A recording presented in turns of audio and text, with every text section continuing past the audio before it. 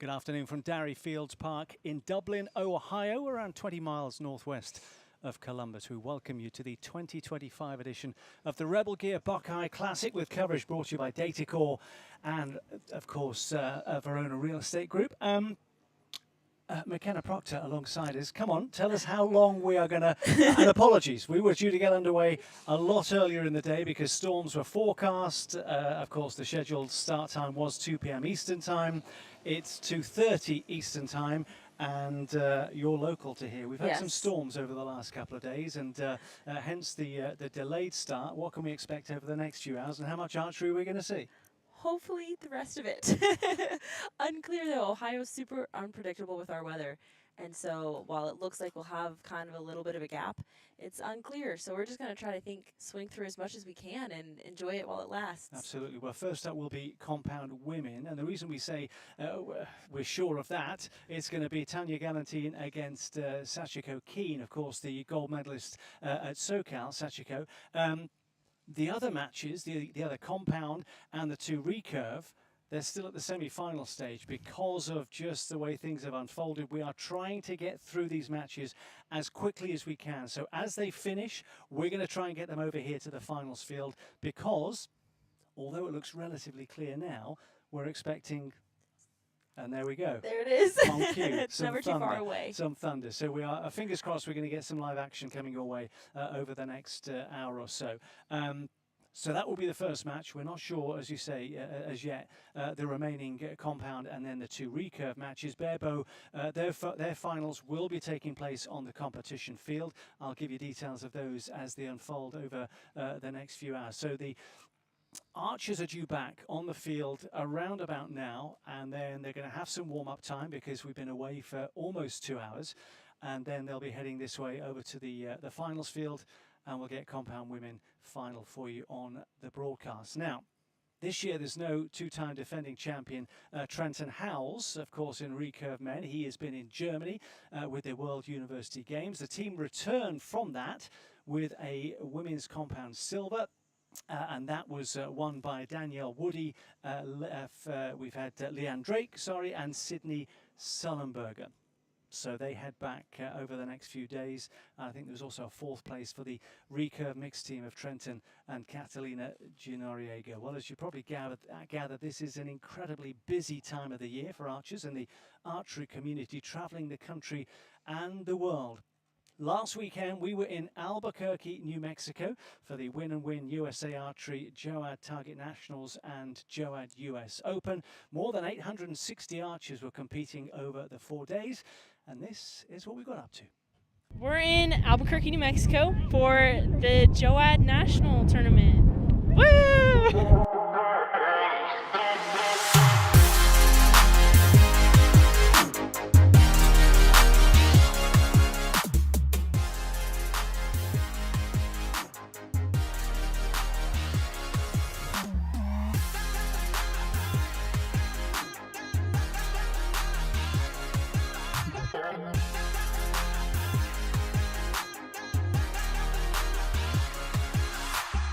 Archery provides a lot to youth athletes. As I walk up and down this field and hearing the different conversations and just the encouragement that it provides, especially at a JOAD event here, you have so many teams and they all come together and they're all encouraging one another, and I think that's very unique to our sport. It's a family event, it truly is. For that athlete that's competing, win, lose, draw, shoot well, maybe not so well, they can feel the love of their family, and that's something that I think is priceless. The athletes that are coming out of here, right now, there's a bunch of them that are on our World Cup team.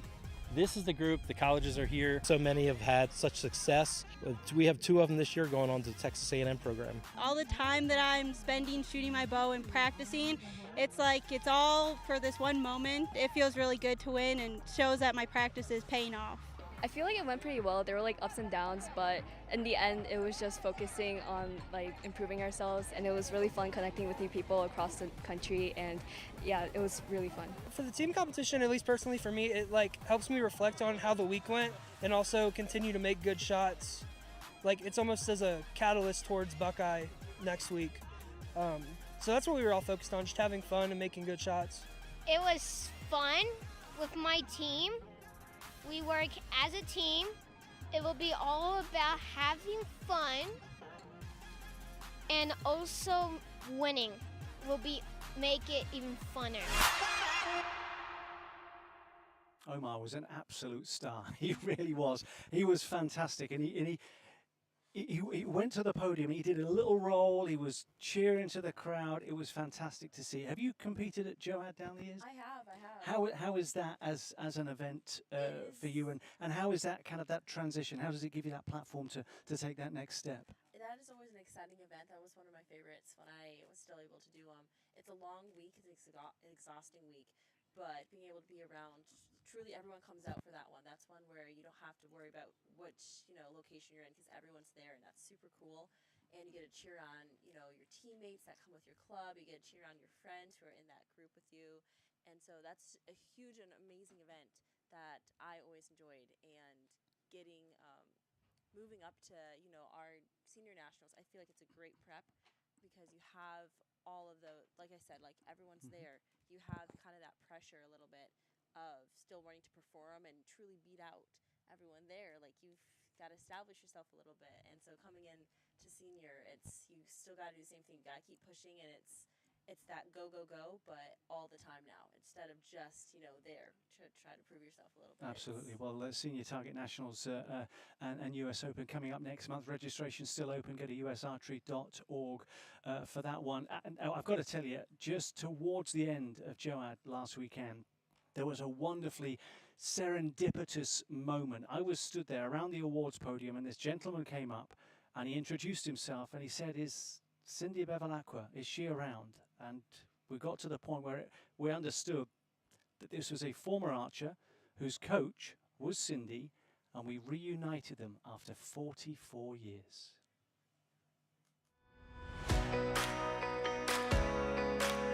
Traveling across the country by myself. I'm currently in Alabama, and I'm going to Arizona, and my wife and I just moved there. I'm staying at a hotel in Albuquerque, and this nice young lady with her mother walks out of the elevator with this bow. And I said, "I used to shoot one of those, but that's cheating with those pulleys and that quick release." And she goes, "Oh, you used to shoot recurve?" I said, "That's the way to shoot." I said, "What are you doing here?" She says, "Oh, the JOAD Nationals are here." And I said, "Wow, in Albuquerque?" She's like, "Yep." I said, "Is Cindy Gilbert here?" She goes, "The USA coach?" I said, "Yes." And she goes, "Yes." I said, "Oh, I was one of her first Olympians." That elevator door opened and it all kind of came back. I said, "Well, why don't I just show up?"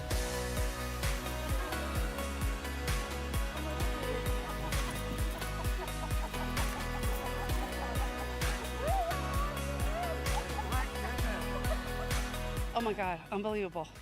It's just unbelievable, no words. He was our goofball at times, and he was our mascot at times, grabbing all the people in and getting going, and our fun guy. But it's been 40 years maybe now. I mean, archery is a big family thing. When I was at Nationals, these were all adults, like all adults. And the kids were like 15 targets over in the corner, like off to the side. And they kind of had this little ceremony when we won, and everybody kind of clapped, and then we kind of went away. And totally different. It is so different from, you guys have tents, you have thousands of targets. I'm glad the sport's changed and made it more spectator and brought more people into it. I mean, this is, to have a whole field of young people is awesome. I always wanted to get back into archery, and it just, life gets in the way. So I don't know. They say archery's big in Arizona. Maybe I'll get into coaching. And she was my best friend. She was my older sister. She was my coach. I guess archery has brought us all together, one more time. And it's been a long journey for him. And glad to catch up with him and see him, and never knew archery had this much friendship and love. Incredible story, really was fantastic. It was right out of the blue, and as you can see there, Cindy was getting a little emotional. Imagine that, 44 years, he's just literally turned up. Had it not been for that elevator door opening, seeing the young girl with the bow, asking what she was up to. He was on his way across the country to join up with his wife. Moved across, and again, amazing. And as Cindy was saying, amazing how the archery community just figures out ways of bringing people back together again. You were part. We're going to start talking before we've got compound coming up. Compound women gold medal match coming up in just a few moments. But before that, there's a big few months coming up with August and September. 3 World Championships: World Youth, World Championships, and then the World Para. The latter 2 being in Korea, the first, the World Youth, being in Canada. You were part of the youth team 2 years ago in Ireland. Just for those that are looking to head there next month, what were your expectations going in, and how did the actual event live up to those expectations? I was at the last 2 Youth World events, and the first one was very much a lot. I asked a lot of questions before I went. I was asking I was asking Chania, and I was asking Paige and Linda and all that stuff. How are these international events different? And they're like, it's not. It's exactly what you're gonna do here, just. And it's mostly a different country. Like you might be a little more tired, you might be a little more anxious, but overall, it's all the same. You're gonna just go, you're gonna shoot. If you don't know where you need to be, there's literally someone directing you the entire way. You cannot mess this part up. And so that part, my advice is just go and take everything that you learned, that you've done at the USATs and at the Nationals and through the trials, take all that and remember that feeling. And remember how you did it, that you deserve to be there, and go dominate the field.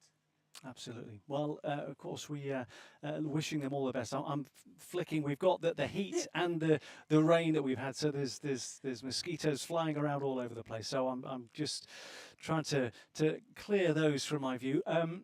We heard of those that are competing at the World University Games: Sydney Sullenberger, Trenton Cowles, and Catalina Ginoriega. They'll be part of the senior side heading to Korea in September. The World Paras are in the same venue in Gwangju in Korea. And one of those that's heading to Asia with the Senior World Championship team, Alexis Ruiz, and she reflects on her moment from 2 years ago. In 2023, I won the mixed teams with Sawyer and we won gold, so I'm really ready to go and perform my best. It just means so much to go and represent our country again. My journey has been changing a lot over the last 2 years. I'm still sometimes trying to find a balance between work as a nurse and shooting. Working 12-hour shifts is really hard on the body. So I have to give myself some grace when I don't want to shoot after work sometimes. So I've definitely focused on making my practice my best quality, and then just shooting for myself, enjoying it, and doing the best that I possibly can do. Then we have Alexis Ruiz, who is here. How did she get on this week? She did well. She completely outshot everyone on qualification day and ended up shooting out her second game of 359.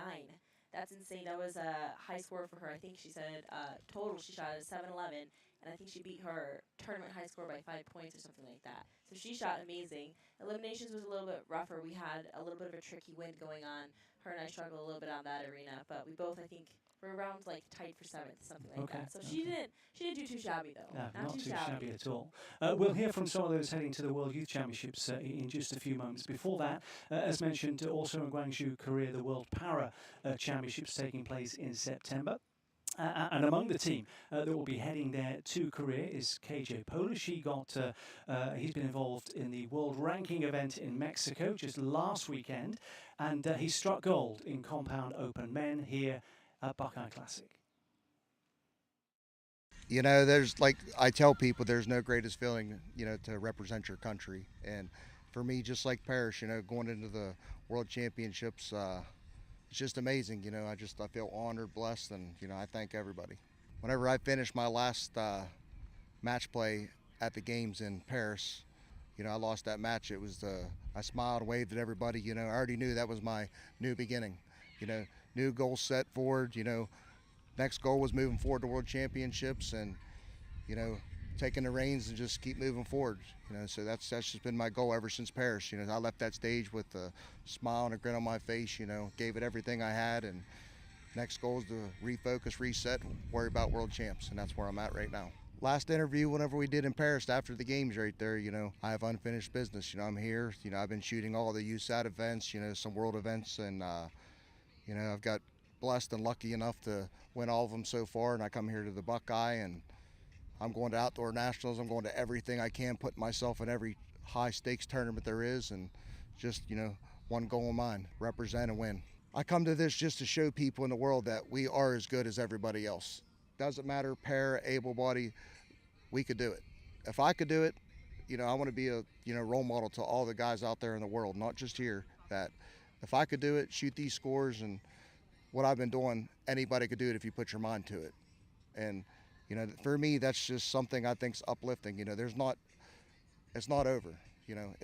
This is a new beginning. Every tournament, every venue we go to, every place we experience, it's a new dream. And that's why I love it.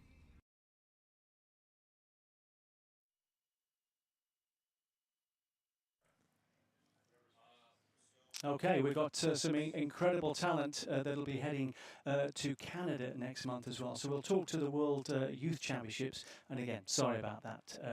They are getting more active. We spoke to Samantha Ensign over the last few days, Recurve U21, and she was incredibly emotional. Same with Kaylee Gurney, Abigail Winterton. I mean, this is a huge moment for these young archers. Absolutely. What was that emotion for your first one? My first one was an absolutely insane trials. Anyone who was there for that Poland trip, I think, can attest. We were shooting under the lights, if you thought this weather was bad, Alabama was 10 times worse.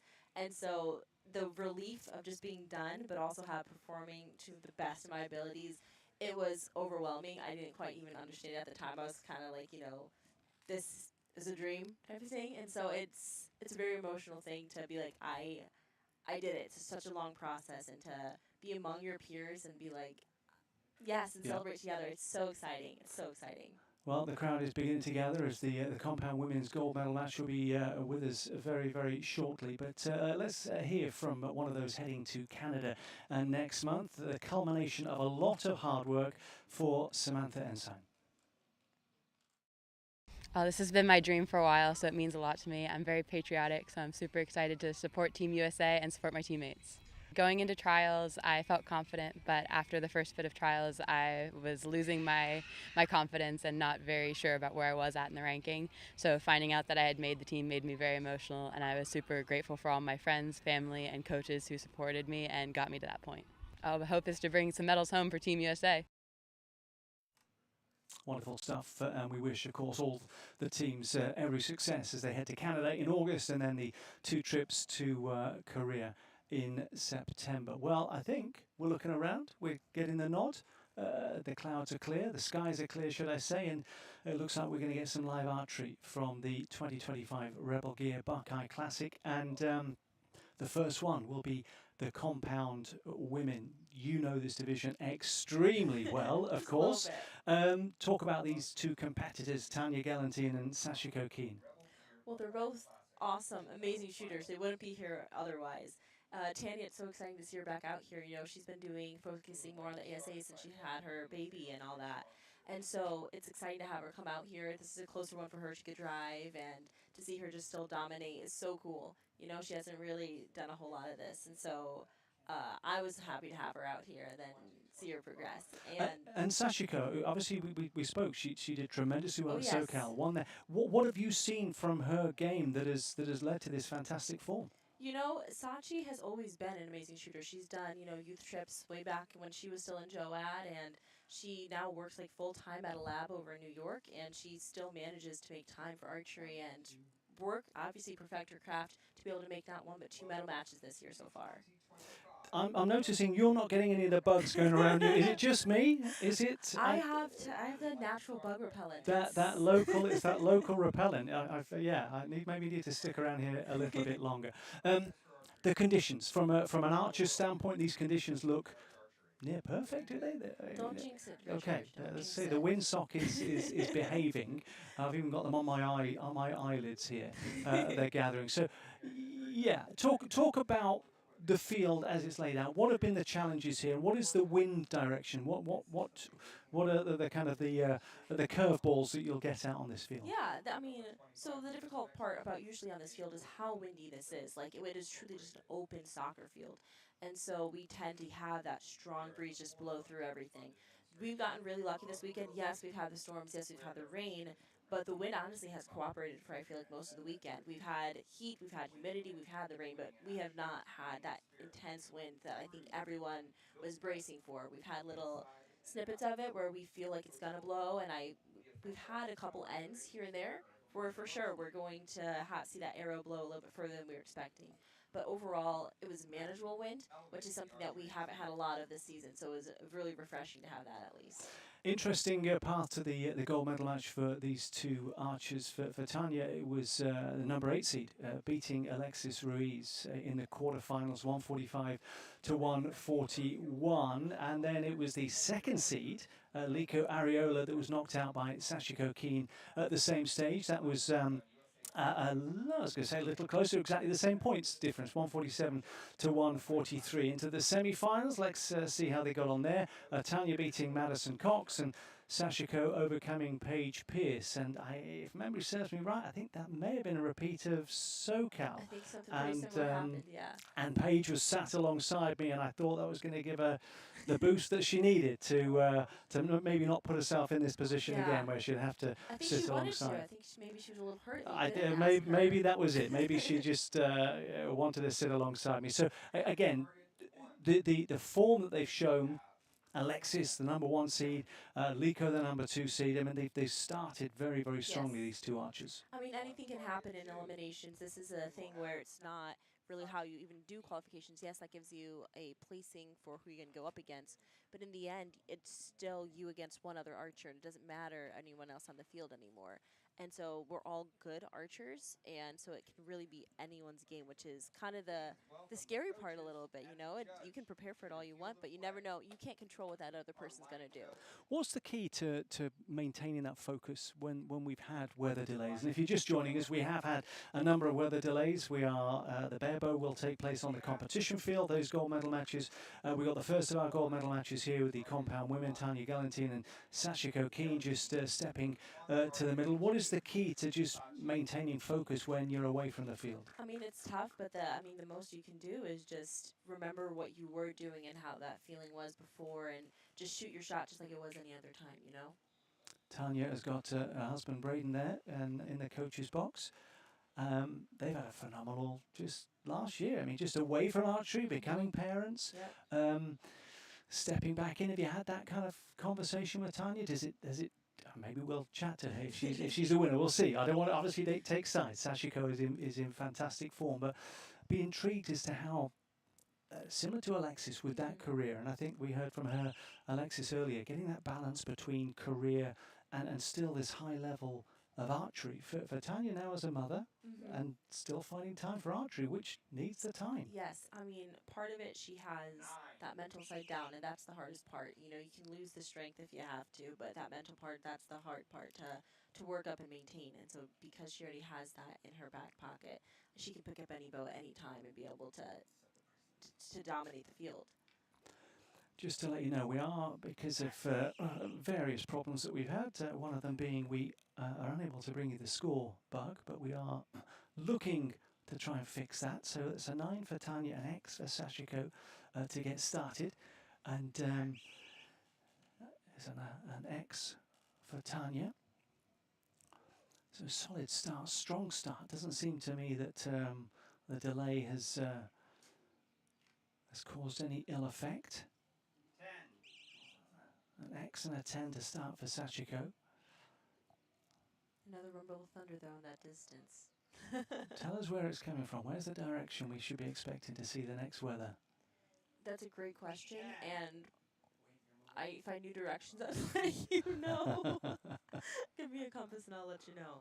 But normally, because we're over on the east side of the country, it comes up through Illinois and Indiana, so usually we get it from that west wind coming up. So maximum for Sachiko there, 30 to 29 by my reckoning. So a strong start from both of these archers. Not a great deal between them. Just the 1 point at the end of that first end. I mean, at 1 point, that sways very, very quickly. You know, it's especially when it's perfect conditions. It's almost you have no reason not to be perfect, and so there's a little bit extra pressure that both parties are feeling to maintain that level of excellence in these conditions while it stays this way. Where is your club? Because you're obviously the host club. Yes. Where is your club? So we are based compared out to of here? Johnstown. So we're like 30 minutes away.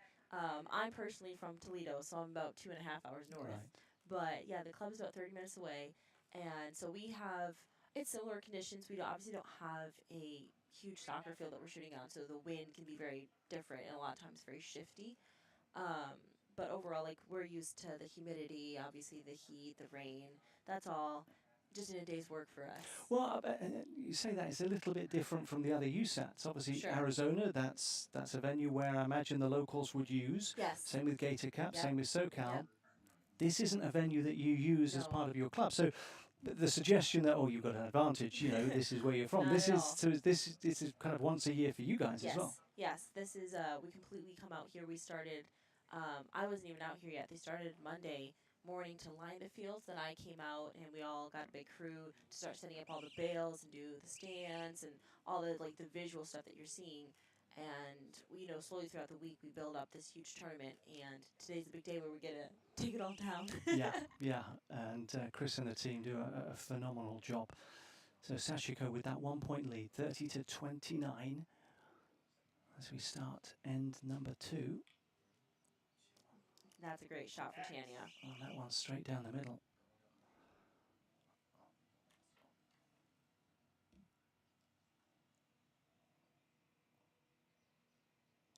A little bit of a longer hold. Yeah. You can tell the nerves are settling in a little bit. But still a great shot, still a 10. Down to 5 seconds I there. have seen Sachi hold. We shot trials together for the world team just a few weeks ago over at SoCal when we had that extra day that Monday and we were doing round robins. And let me tell you, there was some wind, there was some crazy stuff going on. Sachi, I swear, held for 20 seconds on an arrow and still managed to hit a 10. My mind was blown. Wow. I said, Sachi, how are you doing that? She just responded, I have no clue. Because talk to us through that process, because you are focusing through the bow. So how much of that peripheral vision is aware of the clock? Well, especially in this situation, we're very much aware, and we're trying to keep that same shot timing that we would normally have. But sometimes you have that slightly longer hold, and then the anxiety of, okay, I do only have that 20 seconds, can sometimes just be enough to make you tense up, rather than keep the shot going. But overall, both these girls have plenty of experience with this clock, and that probably is very minimal effect for them. But it still can sometimes mess a little bit with that mental focus. I think that she was out about 7 seconds for that one, so not a huge difference, 7 to 5, but that 1 point difference, as you said, has disappeared. 59 points apiece, with Tanya getting 30, including a couple of X's there, and Sashi getting 29. If you are just joining us, we are a little late from our scheduled start, which was due to be 2 o'clock Eastern time. Then we saw the weather arriving sooner than we'd anticipated, and it was set to be rather unpleasant. So we were looking to start it even earlier in the day, and then the storms came through quicker than we'd after 2 ends.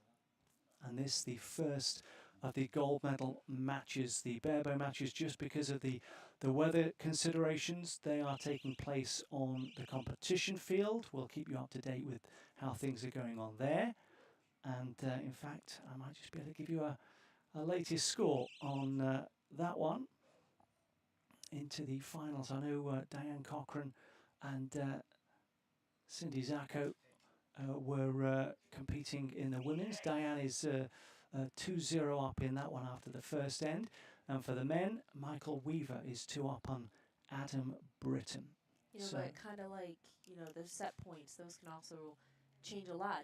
Someone can have a really great end and wipe the floor. And so I feel like the set points, while, 2-0 seems great, that can switch up just as easily as one of our cumulative scores.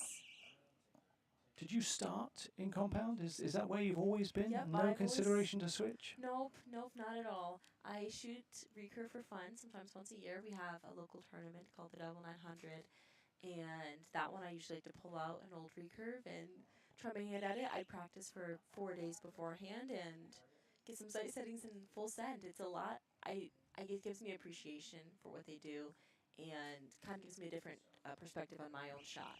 For Do you ever go all the way down to barebow? We don't talk about that. No? I'm kidding. No, I have shot a little bit of barebow, but only indoors. I have not tried to hit anything substantial yet. But some great ends for both the girls on that one. Phenomenal. They are into the groove. And no conversation really between Sasha Coe and her coach in that corner, Braden and Tanya.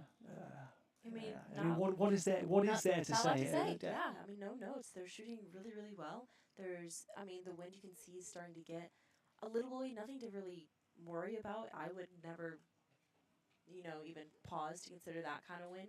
But we do see those dark clouds coming in, so I think we're going to start feeling that here in a second. But as of right now, while the conditions are perfect, take advantage, keep making those strong shots, and enjoy it. Just to give you an update on the recurve competition as well, they're at the semi-final stages.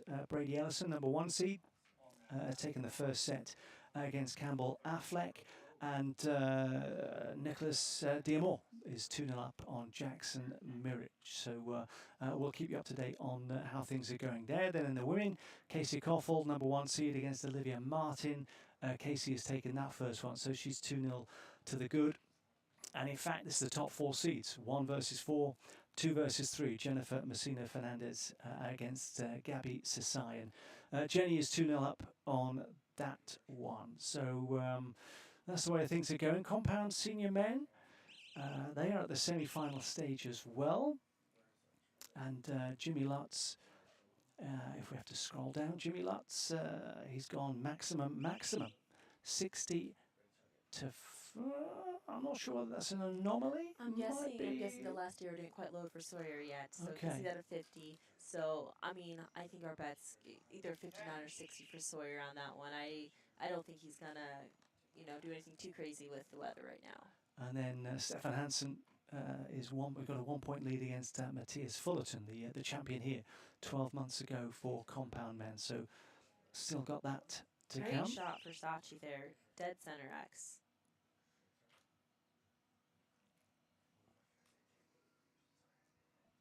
Both these girls are steady as can be. Oh, Tanya right now just dropped an 8. It was low right. Well, that could be, could be at this stage, 4th end with the second arrow of that. A 10 for Sachi. Unclear of why that arrow went that way. So there's a 2-point difference now. Yeah, she looked real good. I didn't notice anything crazy in her shot. But her last arrow went the same area.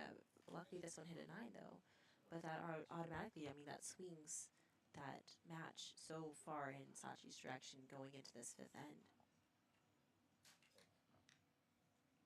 Just nudged it out a little wide for a 9, but still a 2-point advantage for Sashi going into the 5th and final end. And even that 3rd arrow was a little wide, not quite as wide as the 8, just hitting the 9. But as you say, could you see anything out of the ordinary? I didn't see anything crazy, and honestly, as much as I'm sure that's frustrating for Tanya, Sachi being up there and seeing that, sometimes being the opponent, it's like, why did that happen? That's not normal. Obviously, we know how Tanya can shoot. We know that's abnormal, especially in these conditions. And so it kind of gives you a little bit like, okay, well, how did that happen to them? This can't happen to me too. So as much as it's like a little bit of relief, because if I hit the yellow, I'm still up a point. It's still, why did that happen to them? And that could just as easily happen to me. You got to kind of block those ones out. And there's no good time to do it, obviously, but the 4th end, you've not got too much time to catch up.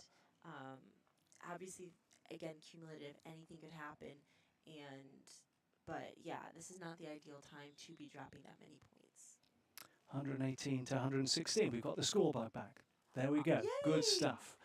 And if the sun comes out, it's a happy day. So 2 points the difference. But as you say, Tanya did that in the last end, and she just needs to keep going through. She's going to need a maximum just to put the pressure on For sure, Sashiko, for I sure. imagine. Yes. And she'll be shooting first, so she can.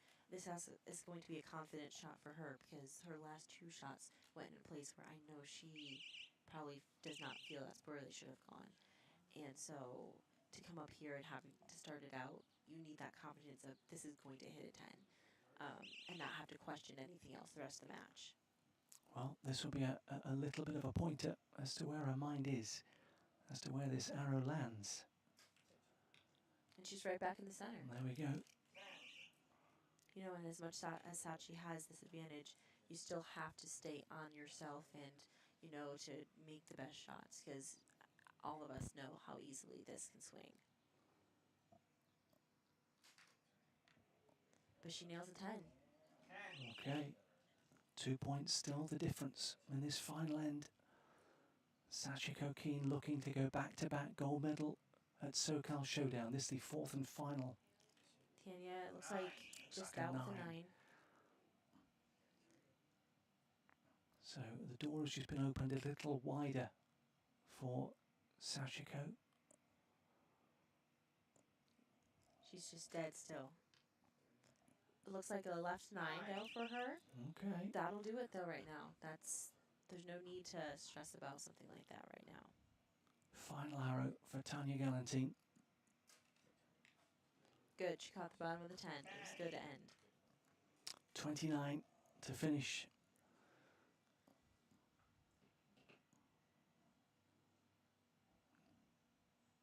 Looking to finish strong. And a 10. And Sachi does it. And there we go.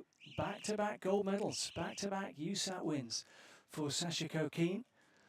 Very exciting. Very exciting. I know she wasn't even sure she was going to go to all of the USATs this year, period. And so the fact that she came out to them and has dominated at the last 2 is really cool to see.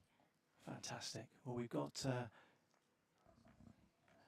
get the headset on Sachiko, and we will hope to hear from her very, very shortly. Give you an update on the other events going on across the field. And 4-0 up, Brady Ellison. 4-0 up, Nicholas Dearmore. And then we go into the compound. The men's scores a little bit awry. Yeah. Certainly for Jimmy Lutz and Sawyer Sullivan's. So we'll bring you up to date with that when we get details. But Stefan Hansen 60, Matthias Fullerton 59 after 2 ends. So we are going to try and get word with Sachiko when we get the headset. She's in the bottom right-hand corner. We're just going to hand her the headset and hope that she's going to look into the right camera. Well, as you can see, all those plastic bags. I said they look like Harry Potter Death Eaters, but I'm not sure. Maybe that's gone over a number of people's heads. We're going to try and hear from Sachiko. Look, I've got McKenna Proctor alongside me, Sachiko. And the question I asked, what has been the turnaround? Back-to-back gold, SoCal and now Buckeye Classic. What has gone right for you? I think just the support of my family and my friends back at home where I shoot has really helped, got me to where I am today. Any moments over the last few days? And the other thing, how did the weather disruption, how did that impact you? How did you keep that focus over the last few hours? I think I was just winding down a little bit, relaxing, just making sure my mental state was in the right spot. McKenna, anything from you? Sachi, I mean, you go and you work however many hours a week in a lab, and you come out here and dominate every time. Yeah. How do you do it? How do you do it, Sachi? I don't sleep well. Always tired. Don't try that at home, kids. Get your sleep. Well, you're amazing either way, and Thank you. It was so amazing to watch you all weekend Thank because you, you McKenna. come out here with a smiling face every time, and I love shooting with you. So I love shooting with congratulations. you as well. Thank you so much. Brilliant. Sachiko, congratulations, 2 in a row. Thank you. Well done. gold medal for Sasha Keen at SoCal, and once again here at Buckeye. But a word for Tanya, as we say, Tanya Galantine. Has been away from USATs for a little while. Is that again? Is that have you ever been away from the sport or from certain tournaments at sports and come back in? And how is that reintroduction at a certain level? I have not done it to the extent that she has. You know, I've had, obviously, all of us have that break kind of in the fall where we go from competing to having, you know, that kind of, before a major tournament comes up, we have some time. But having her take off, you know, the last year of no target. I mean, she told me this weekend, though, she really wants to get back into it, especially because the Olympics now being, you know, available for compound, that she's going to try to ramp all that up. And so that's going to be exciting to see her come back out. Obviously, this is her love. This is what she's amazing at. She can dominate anything, but this is where her heart is, so it's great to see her out here enjoying what she loves. Fantastic. Well, the grey skies are getting a little darker. It's a dark grey now, and so we are hoping to try and get some more archery in for you, some more live archery. But while we wait for the other semi-finals to conclude, we're going to go back to some of the preview content as we look ahead to the World Championships coming up, the World Youth, the World Archery Championships and the World Archery Para Championships. The first in Canada, the second two are in Guangzhou, Korea. And one young man who's going to be making his debut at the World Youth level, who has dominated 3 golds in a row at USAT in compound U18, is Caleb Kyocho. It's a huge honor. A lot of hard work went behind it, and I'm very appreciative of having the opportunity to, you know, represent us in the world. So I'm really excited. Like I said, it's a lot of hard work, a lot of sacrifice, going around, getting a lot of help from different coaches, and just, you know, expanding my knowledge and my ability to shoot better. You know, I'm not going to treat it any different. I'm just going to do what I do best and pray that it goes well. God's willing, we'll do good. Okay, we're just getting some little tidbits from Bellarotta on Caleb Kyocho. You're trying to do your research. Yes, I've met Caleb a few times. He's such a cool kid, and he's an amazing shooter. Like, I have seen him. I've been watching for the last couple of years because obviously I got introduced to Bella, and Bella has told me about him, and I got to meet him. Amazing, just a stellar archer. He comes out, and he's a great sport about it all. But he really comes out, and you can always expect the top scores from him because he has got it down. And I'm so excited to see what he does at these next few tournaments because he's amazing. And there's humility, but it's mixed with a little bit of a swagger. If that sounds a contradiction in terms, he's got the sunglasses on the back of his head, he's got the jersey, he walks down, he looks cool, he's got the visor, but he's, as we heard there, he's a very humble young man, but he has that. I imagine these individual sports. You have to have that swagger, whether it's boxing or track and field or golf, where you've got to have that inner belief, and he's certainly got that inner belief. 3 golds and a silver. He started the year Arizona Cup with a silver, and then he's gone gold at Gator, gold at SoCal, gold here at Buckeye Classic in compound U18 men. It's amazing. That's not easy to do at all. And so his confidence is going to be sky high. But just talk about that transition, that step up to go from USATs, where it's highly competitive, but you're then going into, and it's the same sport, you're going through the same process, but there's additional pressure. There's additional pressure. And going there, you have to kind of just remember, yes, there's all these external pressures that are kind of happening. You're expected not only of yourself and, you know, your family, your friends, everyone who supports you to get there, but you also have a team now that you're with. And this team is counting on you because we have mixed teams, we have full teams. And so it's different in the sense that you feel like you have to perform well, but in the end, it is that same. I have to stick to my process. I have to do my thing, and I think he has that. Honestly, he comes out here, and I can tell, and I think he's going to go, and he has the confidence to do it. You know, I have no doubt about it. There's just wonderful talent. Christian Stoddart, of course, who is on the World Senior and World Youth. There's the rain. And there's the rain coming down. It's coming down. We've not seen the lightning yet. That's obviously what will clear the field. So we'll monitor that, and we will hope to get some more live action coming your way over the next few hours. If we do have to go to a delay, we will inform you of the kind of guesstimate of that delay and try and get back as and when the weather allows. But as I mentioned, there is going to be a hugely talented team going to Canada next month for the World Youth Championships. One of those is Kaylee Gurney. She has had a tremendous year in compound. Started out with the USA Archery Indoor Nationals final where she defeated Paige Pierce in the gold medal match. She really has had a tremendous year, and another that was extremely emotional at making the World Youth Championship team. And we got to chat to her here as she looked ahead to the World Youth Championships in Winnipeg, Canada. It feels really good. It's definitely an achievement for sure.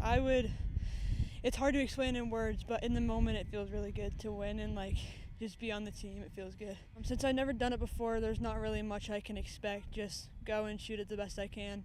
Whatever it comes out, it comes out. 10 years of straight dedication and hard work just to be able to do it. Feels good. Then we have Kaylee Gurney, and another that doesn't have the kind of the outward swagger that Caleb has, but she has that stony kind of face. She's just in the zone. Yeah. She's U21. When she's looking at me, I'm like, whoa. I feel a little bit. She's a wonderful young woman, extremely talented, and again, she's had a tremendous 2025. Absolutely. I've gotten to shoot with Kaylee, obviously all year. I didn't get to shoot with her necessarily as a JOAD kid, but I've known her for many, many years, and she's always been that, that stone wall of she's just a pure beast. She goes out there and can obliterate everybody on the field, and she did that, this year, and we were all blown away at Arizona Cup. That being that first USAT is always it's always a little bit difficult to get back control the nerves a little bit, see how's my equipment actually going to perform out here at the 50 meters, under all this. And she went out and just dominated the field. It was super amazing to see. And I think she could feel that love a little bit. She was nervous coming up to the seniors this year, because I think she kind of jumped up pretty quickly, and she was nervous about it, about the reception she'd have. And I feel like we were welcoming. She seemed like she was welcomed. I was happy to have her out there, and the way she just had no fear was super awesome for me to see. She had a couple months there last year, the year before, where she was I could tell her confidence was waning a little bit, and a lot of us were encouraging her just to keep on. There's going to be those moments, you're going to have those times where you're not shooting as well as you want to, or you're not performing to your abilities in competition, but keep pushing, you're going to get there. And she did this year, and it's so amazing to see. And for her to be able to go to her Youth World Championships, I think this is her first one. I know she's going to be amazing and keep all that confidence that she's gained this year with her. They look to be moving the targets back. Are we going straight from compound women to recurve? We'll get some clarity on that, but they're moving it back to the recurve distance.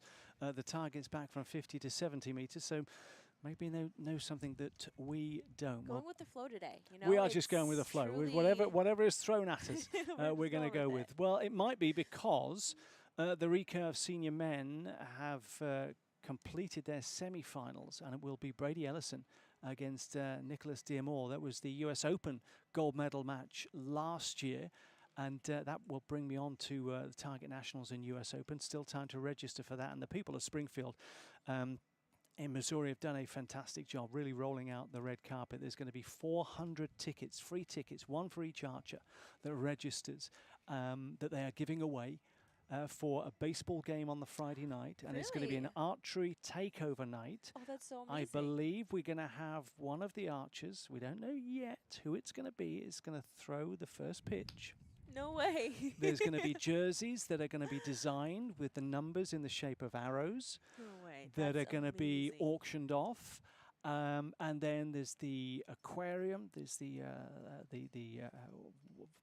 wonderful, I think it's the Wildlife National Museum and Aquarium. Free tickets for all the athletes. It's got a $50 value. That's very cool. The Bass Pro Caps, giving those away as well. And then the baseball game, they got a free concert and fireworks afterwards. So that's on the so Friday night. So cool. there's a load that the people of Springfield are They're putting going all out together. for They are going us. all out for Target Nationals and US Open this year. So go to usarchery.org and register for that. And we should have a wonderful, wonderful few days. That's August 14th to the 17th. So still time to register for that. We see that Recurve men are ready to go, not literally ready to go, but they have finished their semi-finals. The other semi-final, Jennifer Messino Fernandez, 6-2 winner over Gabby Sasai. The other one is locked at 4 apiece, Casey Koffold and Olivia Martin. And you know, Olivia this year, she's really come out and showed them what's up. She's been in, I think she's been in that top 8 group for the last few USATs. And I got to shoot with her a few years ago on one of our trips, and she's super cool. And seeing her be able to rise back up to the top, I think she kind of bobbed down for a second. She's coming right back up stronger than ever, and that's super exciting to see. Absolutely. So she has any chance as Casey to be in this final right now.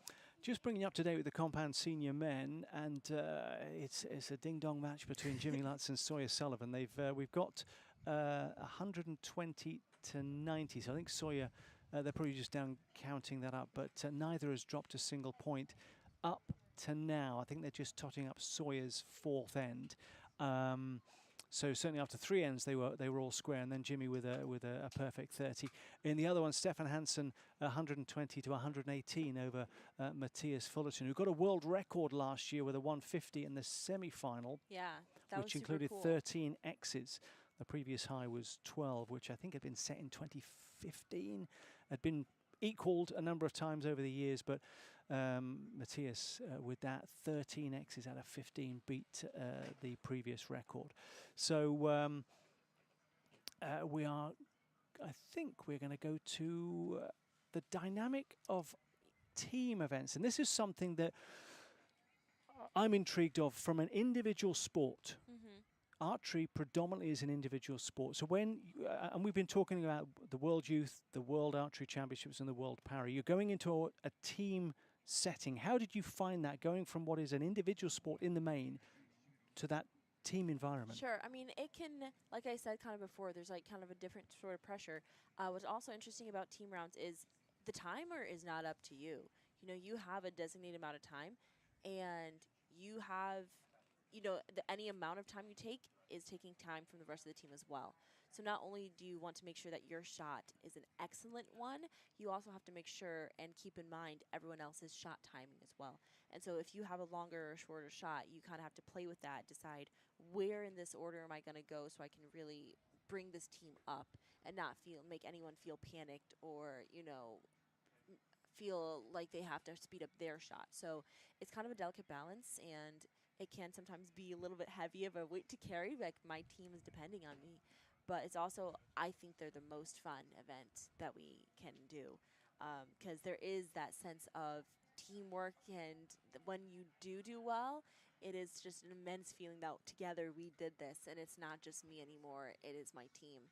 And so I love team rounds, and I wish we did them more, to be honest with you. Yeah, well, there is McKenna Proctor's thoughts on that team dynamic. Let's get the thoughts of those that will be heading to the various World Championships in the coming months.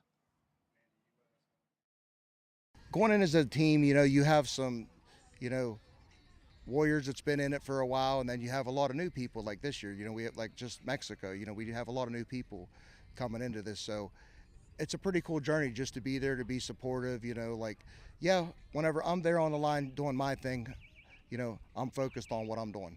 But, you know, on the sidelines, you know, I feel good to be there, to be with my team, you know, all of them, you know, just for any little answer, any little help I could give them, you know. So for me, that's a win already. You know, it feels good, you know, just to Mexico. Just this past weekend, you know, we was at a big world ranking event in Mexico, and, you know, one of our new kids on our side of the fence, you know, shooting compound, he was nervous, he was going through some stuff, and I talked to him, and he was like, man, that helped so much. But for me, that's a win. You know, whenever you could be a part of that and be a part of that too, and still do what you're doing, it's a win all the way around.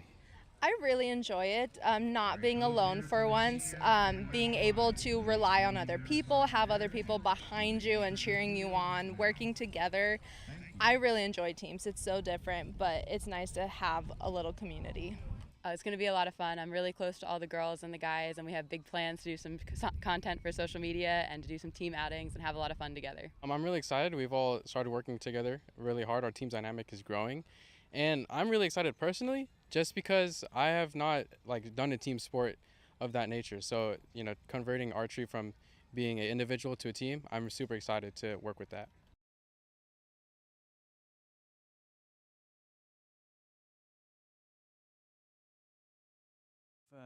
Some reaction on that team dynamic, and is there more pressure, less pressure? Do you feel the love, or do you feel the fact that you are competing for Team USA? You feel the love, you feel the support, but at the same time, I mean, I feel like there's more pressure because, I mean, if I don't do this well, I don't just lose it for me anymore, and so I feel like there's more pressure.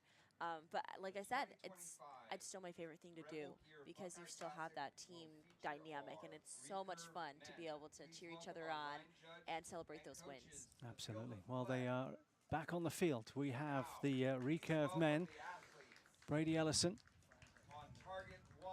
and Nicholas Dearmore. We have that wind picking up. You know, we can start feeling a few of those raindrops. This wind's coming in quick. And so these are completely different conditions than we were just shooting in, 10 minutes ago with the compounds. And so it'll be interesting exactly how they manage that because they just shot that entire match in the same conditions that the compounds did. And so nothing is the same as what they just did to get here. So that's going to be super interesting to see. And we've got some experience in the coach's corner. Mark Hainline is behind Brady, and the US's national head coach, Elias, is behind Nick. And you can see things wobbling a little bit more. Oh, that wind is and really the wind going. has picked up, hasn't it? And so the tough thing about these matches too is you do only have that 20-second timer. Normally this is something that we might wait out and risk. You don't have that choice anymore. 20 seconds, and recurves are a quicker shot, so that's helpful. But still, I mean, how long do you wait for this wind when, I mean, clearly it's not letting up. So what is that? What is that process? Are you just speeding up that? You're just speeding up your process. You're not second guessing yourself. I mean, there's always, I feel like, going to be a little bit of that, a slight bit of doubt, but you kind of got to push through that and just be confident. Pick your place to aim, keep that front arm strong, and speed up the back half is kind of your best bet in something like this. When it's a shifty breeze, that's something that I feel like you can be a little bit more strategic with. Something like this, it's just blowing. You don't have the time, you don't have the energy to keep holding or to, wait it out. Nicholas just let down there. He has still plenty of time on the clock, looks about 10 seconds, but took that time to let down, reset his shot. He felt more confident that way, and he's counting down that clock, but he got it off in plenty of time to spare, and hopefully it pays off. Well, there's a little look there, just from Nick, a 7, and I think that look said it all.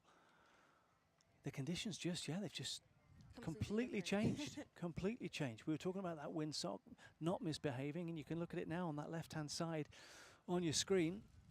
And Brady Ellison taking the lead. One of the boards has taken a tumble on that left-hand side. So.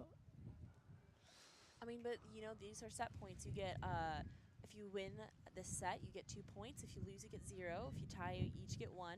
And I believe it's fastest to 6 is who wins. And these can switch up real quick. I mean, even if you could completely miss all 3 arrows on an end and still win the whole match just purely based off these set points. And so that's something that's really cool that Recurve and Barebow have that's different from us, who have that cumulative score where every arrow counts. This one's more like you can be a little bit, you can have a few of those flaws come out and still win the entire thing, no problem. 27 winning it for Brady, 9-9-9, 8-10-7 for Nicholas. A mixed bag, but an indicator as to the conditions. And the wind has, right now, it's a little bit calmer. Not a lot, but it's not quite as strong right now. But obviously, it's wind that can change any minute now. And having that alternating shooting line hopefully gives them an equal opportunity to have to shoot in that same condition. But you never know. Sometimes this wind can die. Nicholas pulling up, and that wind's strong as ever. But he did a much quicker shot, much closer to the 10, just off on the left side. And that's, I mean, you can't even be mad at that shot. Brady also has a quick shot at left 9. Nothing much more you can ask for in this wind. Having to make adjustments. You know, and the tough part here is, you know, with those adjustments, it's if you're close, for us as a compound, if I'm close on that left side and I feel like I've found a comfortable aiming spot, I might just give my sight a couple clicks and continue aiming where I'm feeling comfortable instead of that guessing game. For recurve, that's much different. You know, they're much further away. Each click is so much more than one of our micro clicks at 50 meters. And so they truly have to come back, choose their spot wisely, and just full send. You could almost see Nicholas's arrow there. It's almost taken a late change of direction. Yes. It's coming at an angle, so it maybe caught a bit of a gust. You can see the angle that it's gone into the target. They have, I mean, they're shooting 70 meters compared to our 50 meters, so they have, you know, 20 extra meters where that arrow can get blown at any time. And so that can be something that you have. So you can't control that, though. You can't predict the wind. You can't control the wind. So you just got to play it safe and be confident in this. Brady with some wins earlier in the day. Joshua Beck, silver medalist at SoCal. Meanwhile, Nick Damore was a semi-final winner over Jackson Mirich, who overcame Christian Stoddart, a young talent. Christian, as we said earlier, going to the World Youths and World Seniors, so a busy time coming up. He's on the World Cup team He's a good shot as well. He's an amazing kid. So He is fantastic. No, great, great, as I say, great prospect. It's to suggest that he's not there, of course, and still, I suspect a great deal more to come from the teenager. But you just look down that list of recurve men. There's a huge amount of talent in there. As we say, Joshua Beck, Jacob Robinson is another great talent. Jackson Mirich has won on the world stage. I mean, Christian Stoddart is in there. Overall, this tournament really brought out a lot of the elite. You know, I think even after my first match, usually, I'm not going to say easy, but I'm going to say like comfortable matches where I feel like I can just do what I need to do and the outcome will be there. And we had it very quickly where suddenly we're finding ourselves up against the ones that we don't want to be up against. You know what I mean? Like, we're like, oh, shoot. You know, I know this is going to be one that I can't mess up. And we all found ourselves in those matches pretty quickly. And I think that just shows the talent that was here and how many of us have really stepped up our game to be at that level where you don't want to have to go up against the other, you know? Well, it's intriguing that Brady is at a point where he's 4-0 up after 2 ends. And he's only got 110. Yeah. He's got 9, 9, 9, 9, and then a 10.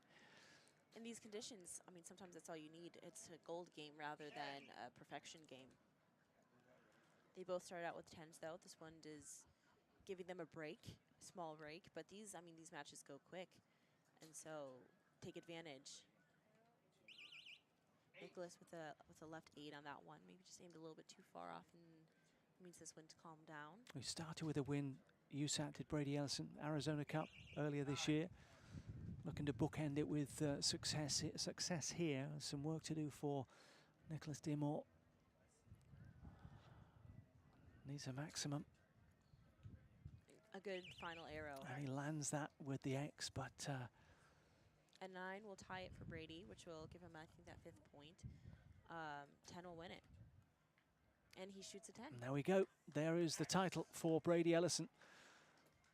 6-0 for Brady Ellison against Nicholas Damore.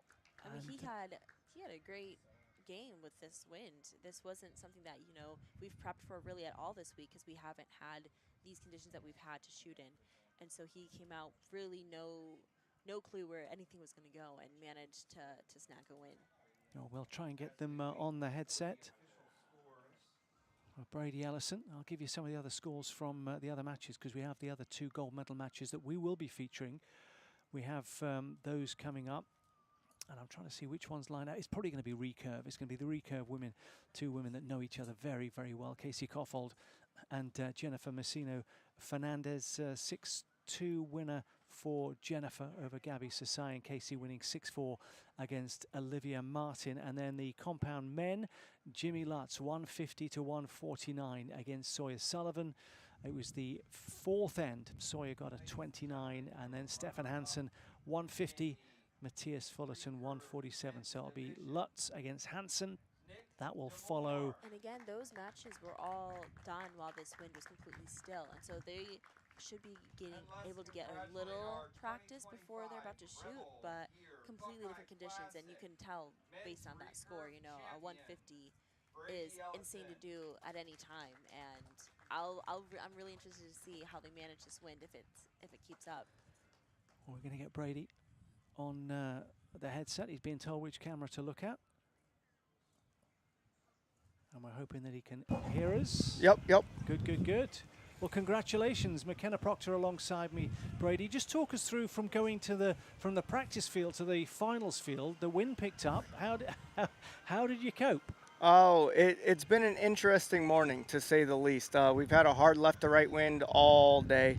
Then we had a 2-hour rain delay, and then we came back, and it was perfectly calm in the semifinals. All of us shot left. We all sighted back in.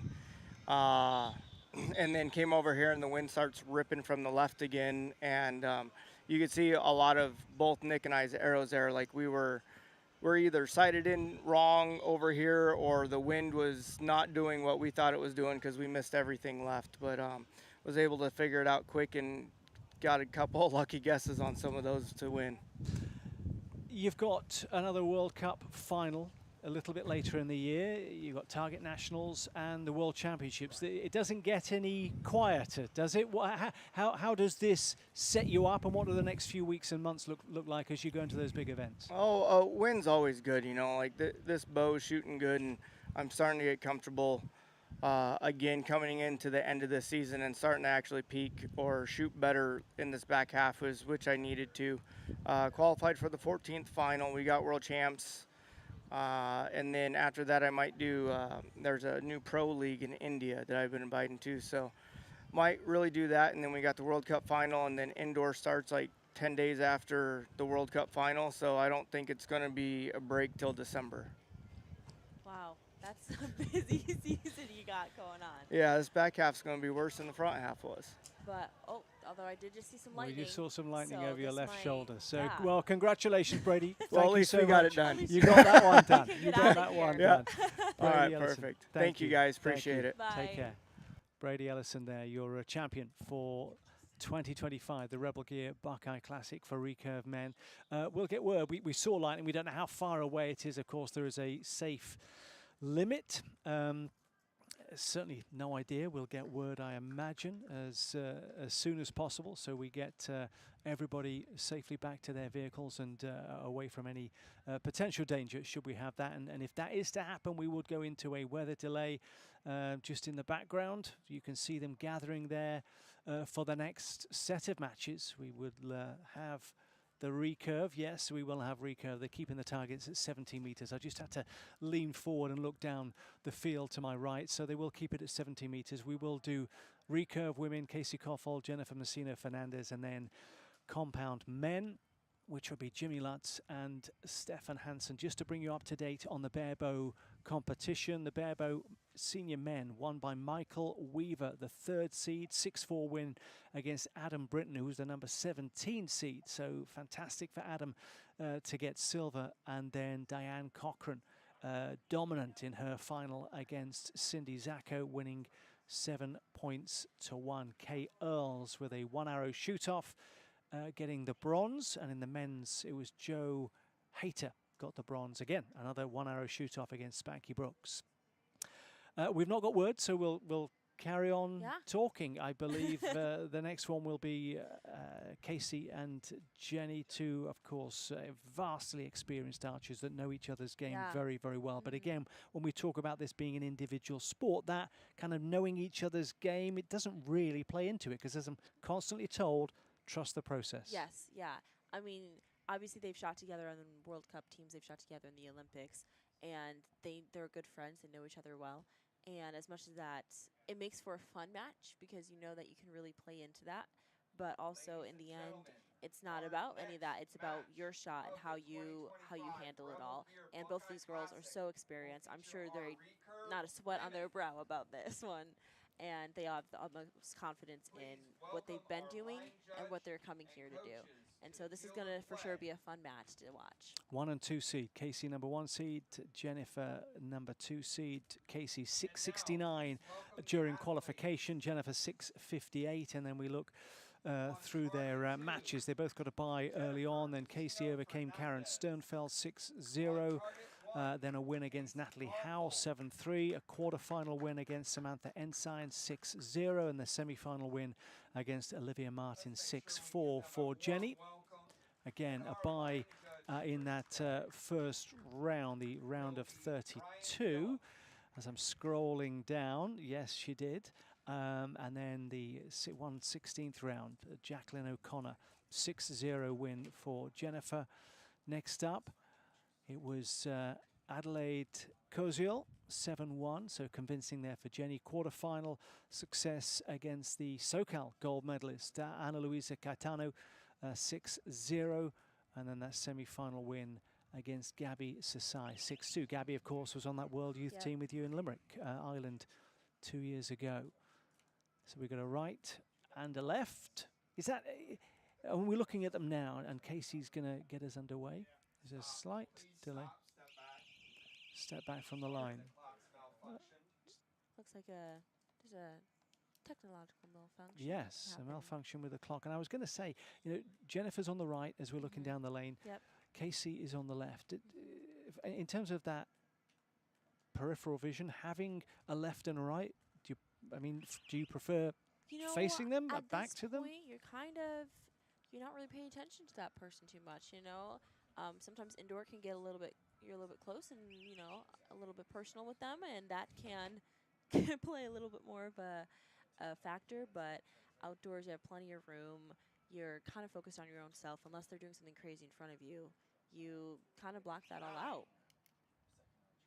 Casey started with a 9.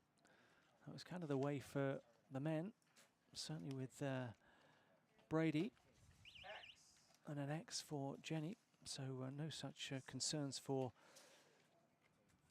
Jennifer Messina-Fernandez. These two Olympians, of course, this time last year. Neither of them were here. Brady wasn't here. All were at the Olympic Games in Paris. So Casey starting with a couple of 9s. And again, our apologies. We are having technical issues with the score bug. It's on, it's off, it's on again, similar to the weather. Yes. Which we hope stays away. We have seen a lightning strike in the distance. We hope it's at a safe distance so that we can get this and the compound men. 3 9s for Casey to start out that first end. And Jennifer can, you know, 8 or above, yeah. And it will take her the set, and she nails a 30. There we go. Super impressive. She does not seem to be worried about any of this weather coming in at all. She's got it down. Rattling through. Well, Heather is in Casey's corner, and Chris Webster, the assistant national team coach, is behind Jenny. So again, they've got certainly known figures. Because you were Arizona. Yes. I'm trying to think, Arizona Cup goal. How do you choose? Because I know some archers it's who's available. Some archers it's somebody they're familiar with. Others obviously it's one of the official coaches. Yeah. How does that process go for you? You know, for me, it's someone who is familiar, who knows my shot, and who knows already, you know, kind of what I like and how I operate. And so in my coach's box back in Arizona, I had Bella Otter, a good friend of mine. And she's, if you watch, if one of us is out, the other person's always right behind them, you know, watching.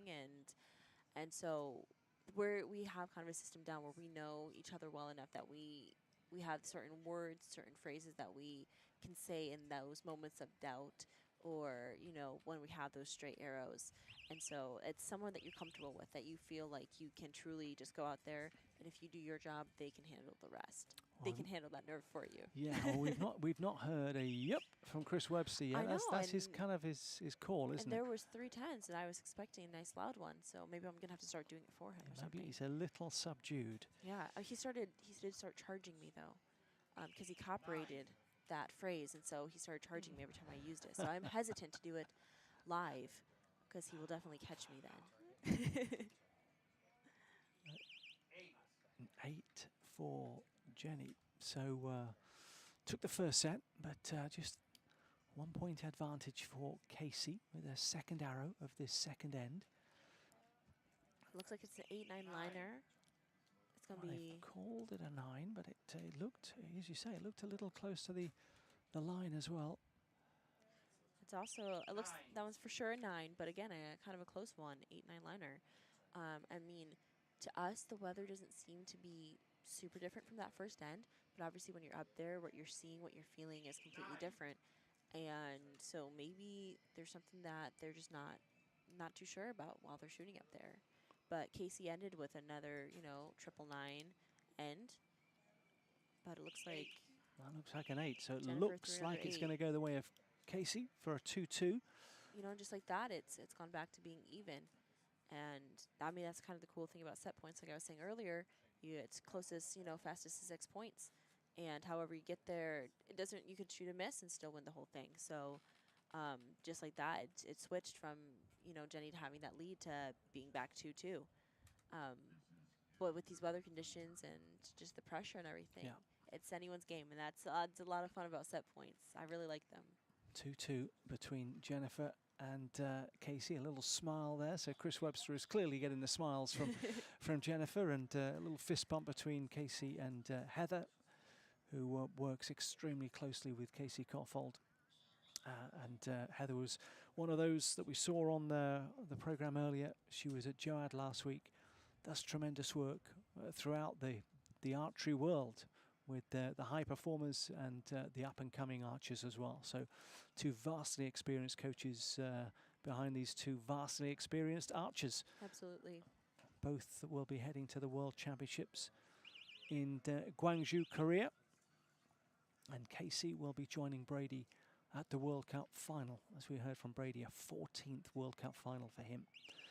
Mr. Consistent, and really has been the standard for not just US archers, but for world archers for many, many years. And Casey with her first arrow, though, threw one high, 7-8 line. It's definitely in the 8, but it's up there.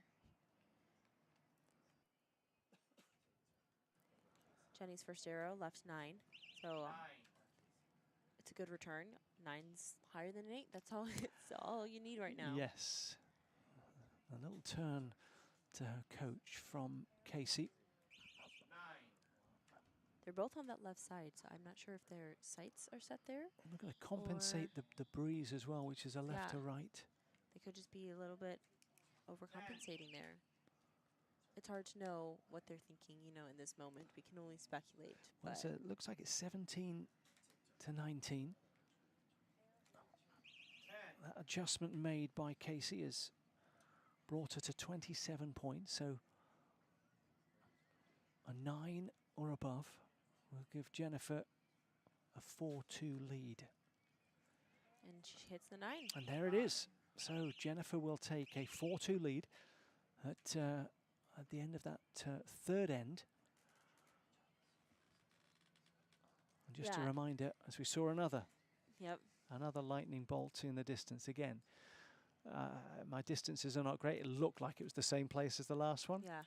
But I'm not going to speculate. But we will of course, get advance warning and clear the field if necessary. But if you are just joining us, we have been on multiple delays over the last few days with the weather here in Dublin, Ohio. And so we are rattling through these gold medal matches. We've had compound women, we've had recurve men. We've now got in the middle of recurve women, then compound men to come. And the reason we've done it in that order, just in case you're wondering why we've gone from 50 to 70, only to bring it back to 50 again, is we were literally trying to get them done as they finished and getting them over as quickly as possible, knowing that the weather is going to be closing in at some point. Yeah, and most of these archers literally walked off the field. I think only the compound women, we had ours done before that huge break. Everyone else finished shooting their matches and have come straight over. So they are fresh off all of that match play. And even though it was only 1 or 2 matches for these guys, it's still something. And I feel like that actually can be an advantage. a little bit because you still have that pressure. You didn't have that break in between, you know, and you don't have that time to fester and worry because you just did that. You're just a little bit further down the field. And these girls, obviously, they probably shot against each other more than most people have, you know, have competed against one person or another. And so it's a lot of fun. And it's always going to be a close match with these two. Well, there's 1 point advantage for Jennifer, who just drops the shoulders, readjusts her frame, and she's looking straight at us. Close the eyes, just composing herself. A 9 and a 9 for Casey.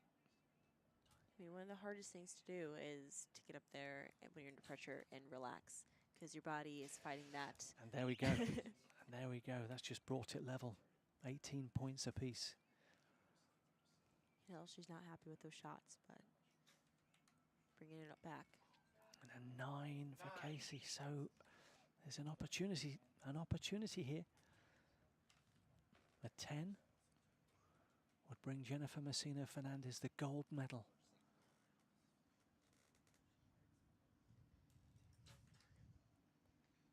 It's just dropped into that 9, so that is going to be 5-3, and we will go to a we'll go to a 5th end. Yeah, they when they tie, so if you win a match, you get, or win an end, you get 2 points. If you lose, you get 0. If you both tie, then you each get 1 point, and it's the quickest to 6 points. And so she's right there on the edge of it. Even another tie would take it for her. But obviously that still leaves that door open for Casey to still come in and do what she does. So they've just she exchanged, just exchanged a little grin between the two of them, just in between the arrows being pulled and the scores being verified.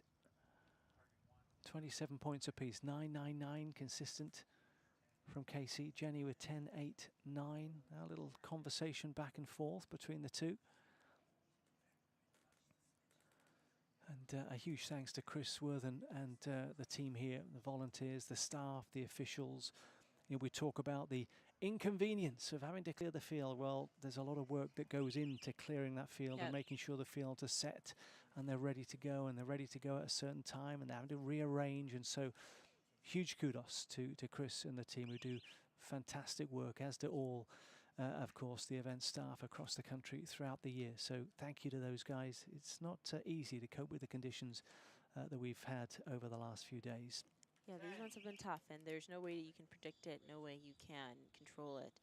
And so it's rolling with the punches all week. And I think we've gotten pretty lucky. Like, we've always, I feel like, had opportunities where we can feel like it's a good place to pause and let this storm blow through. But as an archer, I know that it's frustrating to have to stop, but also knowing what happens behind the scenes, I know there's nothing you can do. And so, but a couple good arrows there for Casey, it looks like. 10 and a 10, another lightning strike in the distance. We'll keep you up to date with all of that. As I say, if we have to leave the field, we'll let you know what kind of delay we're looking at. We do intend to try and get in the competition. That has opened the door then for Casey. 10 and a 9 for Jenny, 10 and a 10 for Casey. This to take this 5th set and to take us into a 1-arrow shoot-off. You know, and these girls, you know, we saw how they started, and Casey has gotten stronger and stronger each end. And obviously Jenny started out strong. She's still maintaining everything that she needs to maintain. The hard part now is just keeping Casey off her tail. A 10, and they will share the points, and Jenny will take a 6-4 victory. And it's high, so we will have a shoot-off. I love a a 1-arrow shoot-off. I'm not sure they got the memo that we are rushing to try and beat the weather. No, I mean, it's already started raining out there. I think they wanted to shoot in the rain at this point because they have held it off as long as possible. And you could see just the breaths that Jenny was taking. She realized that last arrow was a massive arrow, that the door had been opened by Casey with that 9, with the 3rd arrow of the 5th end. Mentally, and I know it's all about, you know, the goldfish approach. Yep. Forget the last arrow, it's gone. But you've got a little time here to think, and you've got 1 arrow to decide it. What's going through your mind, and what is that process to try and reset? I probably kick myself for approximately 10 seconds and then shove that out and evaluate why that happened. Think back on Jenny started out super, super solid. I think if she can just bring it back to that first end mentality, she's going to be perfectly fine. You know, it's something that's frustrating, and you think, wow, that was real stupid of me, you know, one way or another. But in the end, it's just one arrow, and that's something we can all do. We can all shoot one arrow.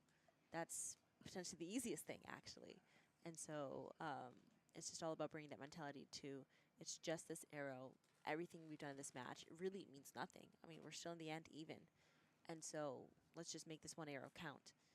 And both these girls, I'm sure, have exactly what it takes to put it in that X ring. You can see the background. We are at Darry Fields and lush green grass. It really has been wonderful. Obviously, the rain helps. Preferred if it was either side of the event, so we could have got away with that, but it is as it is. We've put new target faces up. It's nice and clean. There's a high five there between the two good friends and teammates. As we said before, they are Olympians that were in Paris this time last year. Casey's going to shoot first, and again, we still have that alternating line, which if I was Jenny, I'd be a little bit bummed because I always like to try to get that first arrow down there and make it good. But honestly, if you know what they shoot, you just got to say, I can do better than that. And Casey threw up a solid 10. Well, she's got to get closer than that. She's done it already today.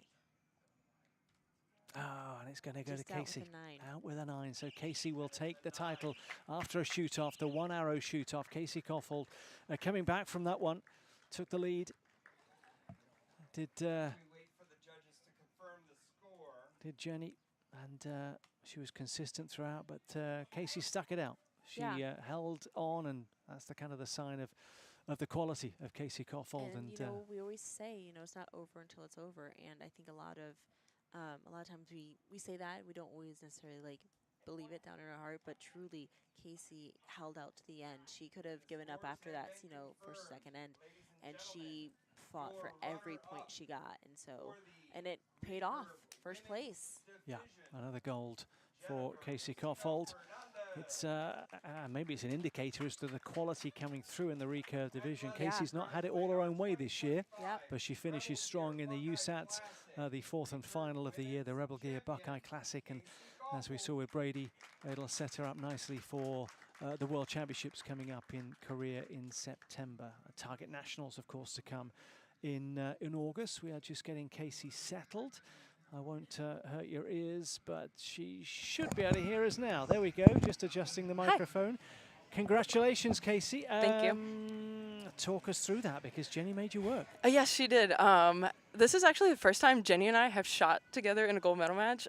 It's kind of crazy to think that, because we made so many podiums together but never actually done a gold medal match against each other. So I knew it was going to be fun. She laid a 30 out there on the first end. I was like, okay, she's, you know, of course Jenny's got game. So it was a lot of fun. We always enjoy shooting here, and so overall the match was great. A lot of good sets. Had to fight for a lot of them, and to go to a shoot-off and a 10 to a 9 is a great finish. That's amazing that you've never met in a gold medal match. Isn't that so funny? Like all these tournaments we've shot, and over the years we've just never been paired up in a gold medal match. So it was very fun to do so today.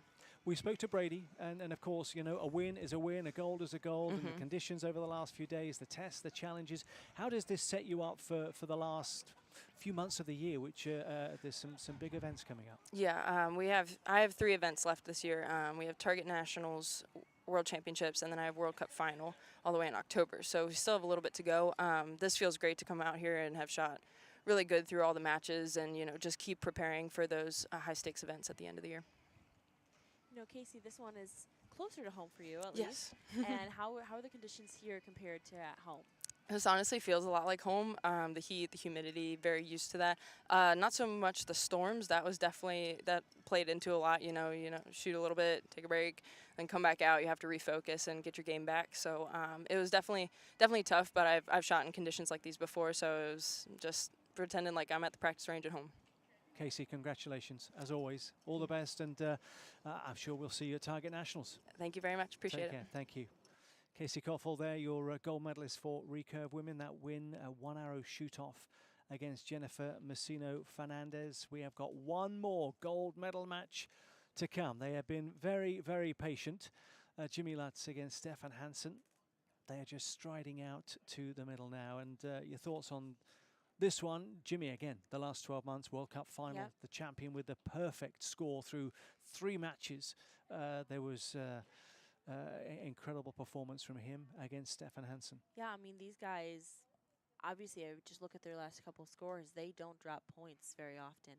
And so this is always going to be fun to see who does drop that first point and how they recover and all that stuff. It's super exciting. They both, Matthew shooters, both just fantastic. They've both done the World Cups, World Championships, and so they have plenty of experience coming into this. This is just another day for them, just who walks away with the money. Yeah, as McKenna was alluding to there, the semi-final win. Jimmy Lutz winning 150-149 against Sawyer Sullivan. Jimmy, the number 1 seed, Sawyer, the number 5 seed. Stefan Hansen, the number 3 seed, beating the defending champion Matthias Fullerton, 150-147. Let's go back to see if they... Oh, yeah, they are human. Jimmy Lutz, 146. There we go. In his quarter-final win against Curtis Broadnax, another guy who has just had a phenomenal year as Curtis, 146-145. Stefan, 148-145 against Lewis Price. And we'll go back a little bit further just to see. So, yeah, 148 for Jimmy against Grady Kane. Stefan, 148. So, against KJ Polish, 145. KJ will be heading to the World Para Championships in September. In other words, they're good. They've come into it. Yeah. They've got stronger as the bracket has gone on. So, you know, these two guys are coming into it with some form.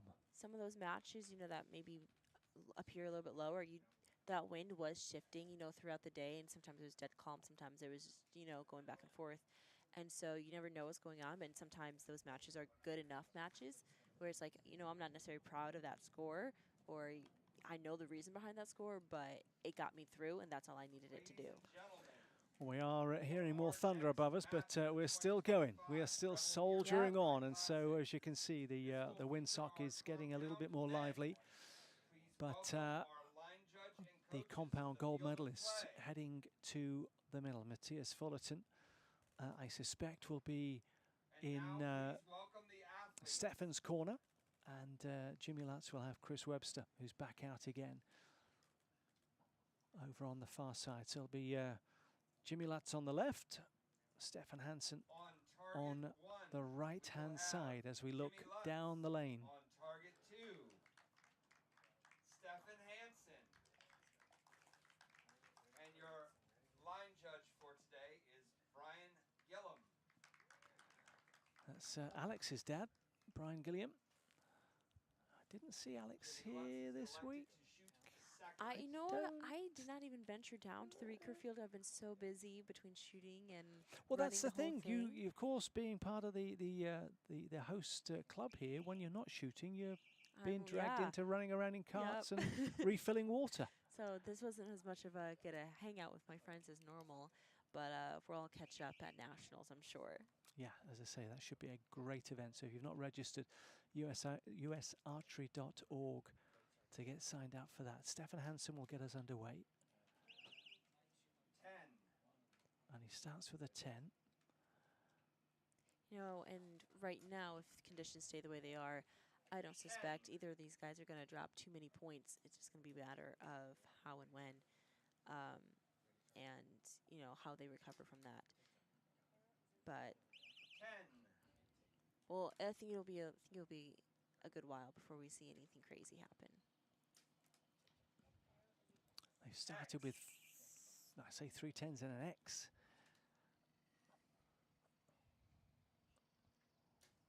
Can they keep the good times rolling? Well, there we go.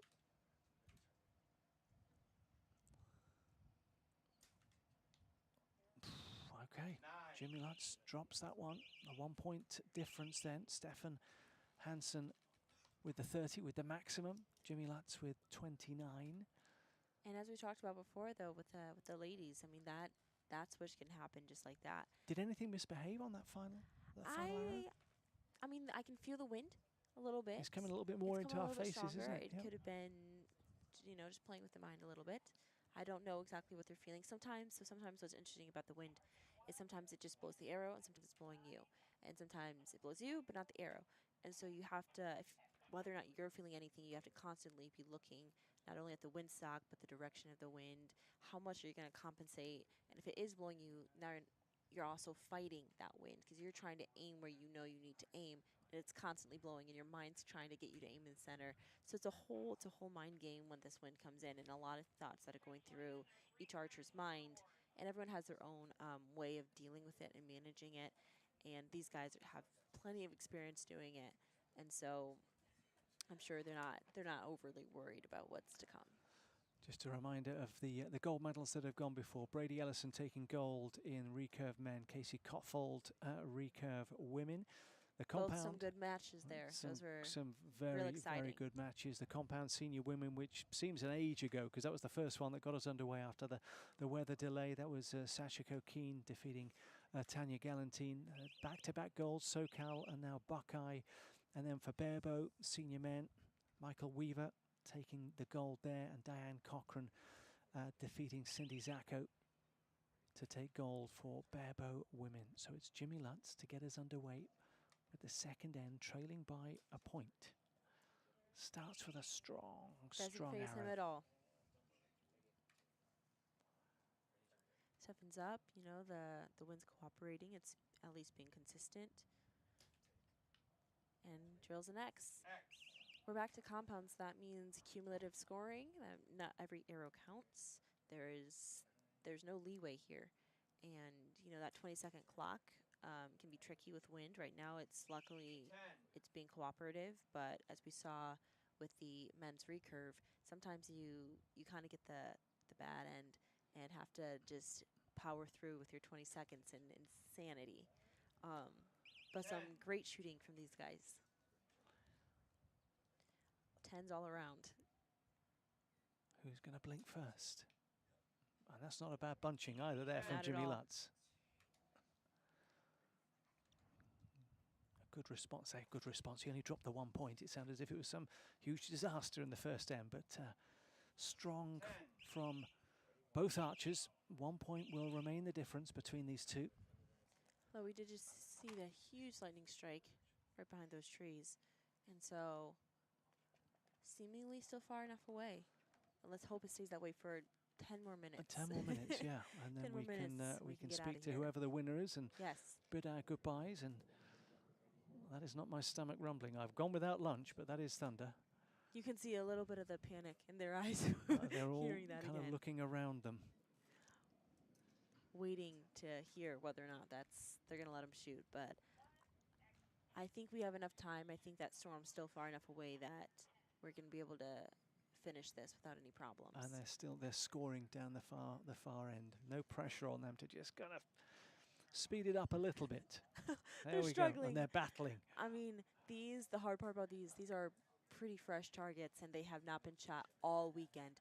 And so having to shoot that core, and these guys I know are probably maxed out with their poundage, so they're not quite easy to pull. I've been there, done that. That's not a job you wanted. No, that's not not at the all. one. No. My hands are tired from the rest of the week already. So we're going to go into the third end then. Just 1 point still separating these two. That was the difference at the end of set one. And you can see around the field it's beginning to get dismantled. Again, it's a heck of a job to get everything set up and then get everything stripped away and packed away, and more so when you know that there's impending weather that is going to be making its way. Jimmy starts again because he's down on a point, so he'll be leading us off on the third end. With an X. Easy. Compound's also a little bit different from recurve because we shoot all 5 ends for our cumulative score, and recurve, whoever gets to 6 points first. And so it's one of those things that could be over in 3 ends. It could go, as we saw with Casey and Jenny, could go all 5 ends and then still have a shoot off by the end of it. We don't get so lucky of being able to cut ours short. Couple of X's for Jimmy though. he is dialed in. I don't think he's going to easily let another one go.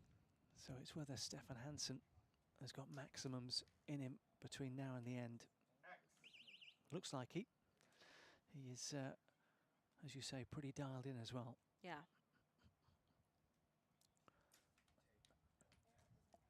You know, these guys, it's really impressive to watch. I always enjoy it. I feel like us ladies, we talk about it all the time, how much we aim as best as we can, but we feel like we move very much. Like, we're not, the way that the guys describe it, the way we describe it, two completely different shot processes in what we're seeing. And so being able to see them just sit there and hold, yeah, it's super impressive to nail that X. 6 X's there. That is impressive. But again, it's that first, the first end, dropping that 1 point on his third arrow. Jimmy Lutz with a 9. That remains the difference. You know, and that's kind of opposite of what we saw with Tanya and Sachi earlier, with them being pretty even up until that fourth end where Tanya had thrown that wild shot. And that was, as we kind of discussed, that's going to be much harder to come back from. You only have one more end to make that up. Jimmy has this, you know, 2 more ends at this point, and he's doing the best he can to make sure he doesn't drop another one. And he's getting to the line early. He's eager. He wants to get this over with. He's done with these, you know, because we were all actually just in Metropolis. And Metropolis, the second day pretty much got canceled because of rain and storms as well. So this is something that we are unfortunately associated with a lot in the last month. And I don't think any of us want to sit in our cars any longer than we have to anymore. That one's a real close one. It's a 9-10 liner. They're calling it a 10. We'll see what the judge says. We're not super close up on the arrow. It looks to give advantage to the 10.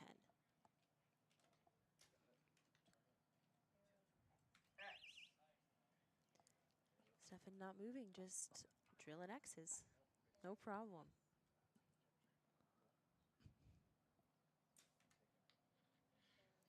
Left 9 for Jimmy. He's not happy with that shot. Not at all. Unclear if that's something that was him movement, where maybe he pushed his front arm a little too much, shot to the left. Maybe he was aiming there. We have no clue what was going on, but clearly he knew it was going there and wasn't thrilled. He's got it back, but finishes strong with that the is 10. going to be a 2-point gap if Stefan Hansen can land another 10. And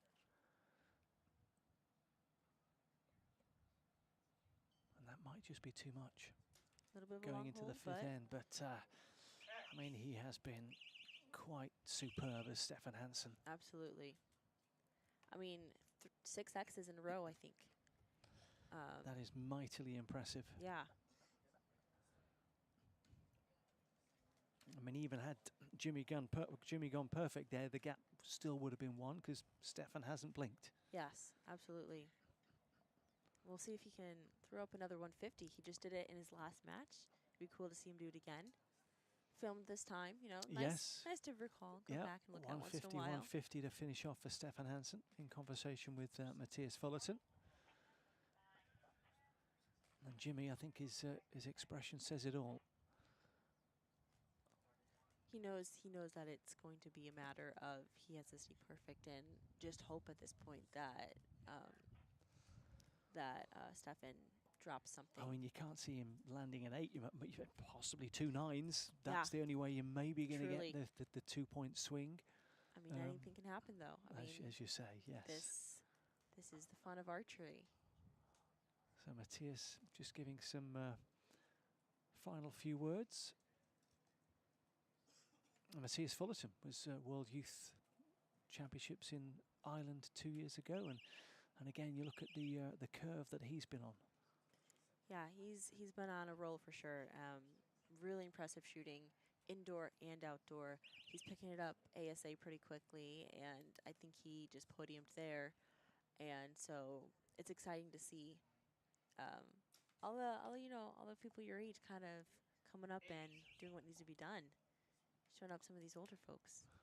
You were looking at me when you said older, folks. Kidding. No, not at all, Richard. Not at all. Jimmy with an 8 there. That's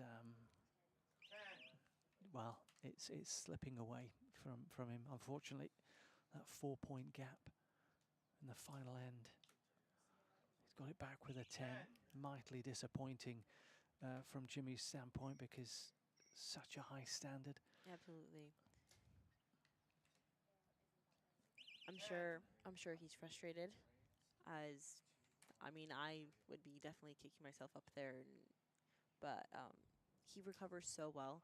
Seeing how he'll go and shoot those straight arrows and come right back and put it in the 10. And I think that's something that people underestimate how difficult that is to do, to overcome that and still bring back perfection.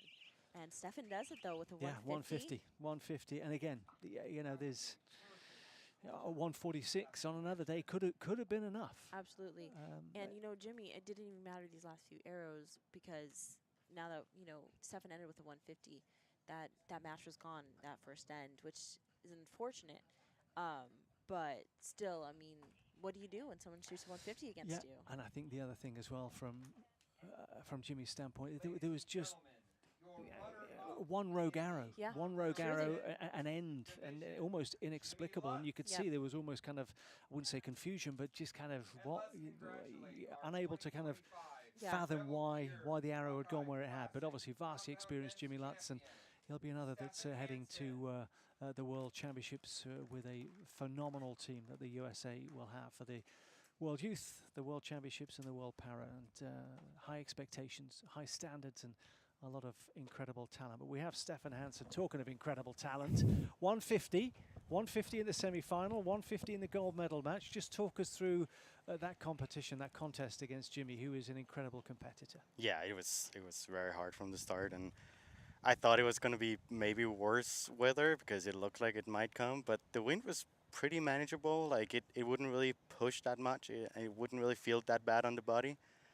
So it's just about like make good execution and just good timing and everything will be fine. Coming from the competition field, I know obviously you got a 150 in the semi-final, which is a little bit further away to the left as people are looking down the lane. It's to the left-hand side, and conditions there, and then stepping on here, and it didn't seem as if you'd skipped a beat. Did you have to make any adjustments at all? I hit a little bit on the right side here, and the wind was actually better in the semi-final, I would say. Like it was definitely more windy now, but it was for sure manageable. Like it was. You could pretty easily aim close enough to the 10 most of the time, I felt. So it wasn't super hard, but with the 20 seconds, you get a little bit extra stress because I can't let down, I can't like do anything. So you just have to follow your routine and make good timing and everything will be fine. And talk of routine, is there a routine that you have when we have delays? And we've had delays over the last few days, and we've had a couple of lengthy delays, but as we've seen, you come back and you've not missed a beat. So what is that time spent, or how do you spend that time when we have those delays? Just having fun with our friends. And I mean, the semi-final is Matthias, Sawyer, and Jimmy and I, and we were basically just all four of us kind of having fun and just like kind of hanging out and just, yeah, it was just like spending the time as good as you can and just kind of enjoy the time instead of just being pissed off that it doesn't, like, we're not able to shoot right now. So just like, yeah, just have a little fun. We went to have some lunch and just chill and just wait. Nothing really. We can't do anything about it. It's the weather and nobody can control it. So there's no reason to really be much angry about it. It's how it is. Yeah. And you shot 2 150s in your last couple matches. So for everyone at home and everyone who's tried archery and all that stuff, how does that feel to go and shoot perfect twice in a row? And what do you feel like you have to do to stay on top of to not get too nervous toward the end of all that? I try to tell myself, like, let's say the last 3 arrows, I tell myself, I've done it 12 times. What is the next 3? How hard can it be? But of course you want to get the 150 because it's kind of cool. But no, yesterday I didn't really feel great shooting. I was just not feeling right there. Like, I shot an okay qualifying, but it was perfect weather yesterday, and it was so nice, and I think most of us could have shot better.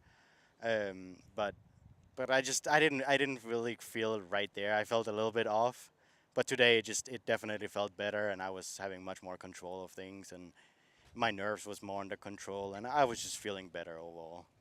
Well, it certainly looked that way. Fantastic, Stefan. 150 semi-final and gold medal match. Congratulations. Thank you you. are the Thank you. 2025 champion for the Buckeye Classic Compound Men. Well done, and all the best for the rest of the year. Thanks, guys. Thanks. There we have Stefan Hansen, gold medal winner, and that is it. Your thoughts, your final thoughts as we look back on the 2025 edition of the Buckeye Classic. You know, We've had the interruptions and some yep. challenges, but here we are. We've got to the end. And it's been a lot of fun. And so we've had some awesome stuff going on with the juniors and the cadets. And unfortunately, we didn't get to see Barabo live this time. They opted to go just shoot their matches on their own field. But, you know, they had some awesome stuff going on down there, too. Happy that we got to be here and see the matches that we did. And, I mean, let's get out of here. Yeah, so we've had Arizona Cup, Gator Cup, SoCal Showdown, and now the Rebel Gear Buckeye Classic. That is the USAC qualifier series for 2025. Our thanks to Chris and the team for all that they've done here over the last few days here in Ohio, as well as all the officials, spectators, and archers. Thanks to McKenna for joining me on the call. Thanks for having me. And thank you to you for being patient and sticking with us on this Sunday afternoon from Dairy Fields in Dublin, Ohio, home to the 2025 Rebel Gear Buckeye Classic. Until next time, it's goodbye for now.